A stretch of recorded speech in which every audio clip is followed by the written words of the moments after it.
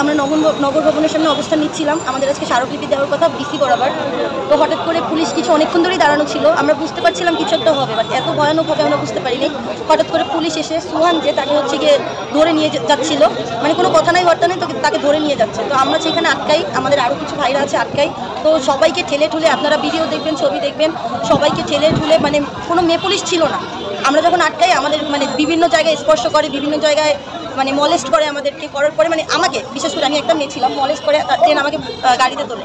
তারপর আমরা যখন যাই আমরা জিজ্ঞেস করছিলাম যে আমাদেরকে কোথায় না হচ্ছে, কোথায় না হচ্ছে, তারা কিচ্ছু বলছে না। তারা গাড়ি এমনভাবে ওভার স্পিডে চালাচ্ছিল যে অ্যাক্সিডেন্ট হলে আমরা সবাই ওইখানেই মরে যেতাম, কিন্তু অনেক ওভার স্পিডে চালাচ্ছিল। তো তারপর যখন আমরা বুঝতে পারলাম যে আমাদেরকে রূপাতলের অপোজিটে যে পুলিশ লাইন আছে সেখানে নিয়ে গেছে, গিয়ে কোনো কথা নাই বার্তা নাই, হঠাৎ করে সামনে থেকে ওসি কিনা আমি জানি না, মিজান নাম করে একটা পুলিশ আসছে।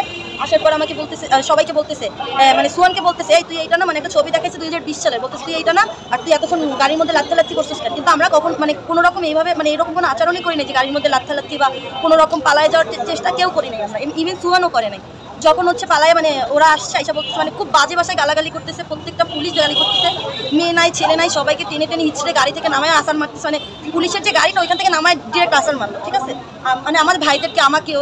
দেন হঠাৎ করে নিয়ে আর সবার আগে সুহানকে ভিতরে ঢুকাইছে। সুহানকে ভিতরে ঢুকানোর পর ওকে মানে আমি মানে সুহানকে ভিতরে ঢুকেছে, আর যে আমার ভাইরা আছে ওদেরকে আর কি করছে, আমাকে তখন বুঝতে পারেনি যে আমি কি আটকাবো। আমি দৌড়ে গিয়ে দরজা, মানে ওরা দরজা দিয়ে ট্রাই করতেছে, তো আমি গিয়ে দরজা ধরলাম। দরজা ধরার পরে দেখতেছি ভিতরে তাকাই দেখতেছি যে সুহানকে ফালাইয়া মানে পিটাইতেছে, লাথি মারতেছে, থাবর মারতেছে, গালাগালি করতেছে, মানে খুব নৃশংসভাবে মারতেছে।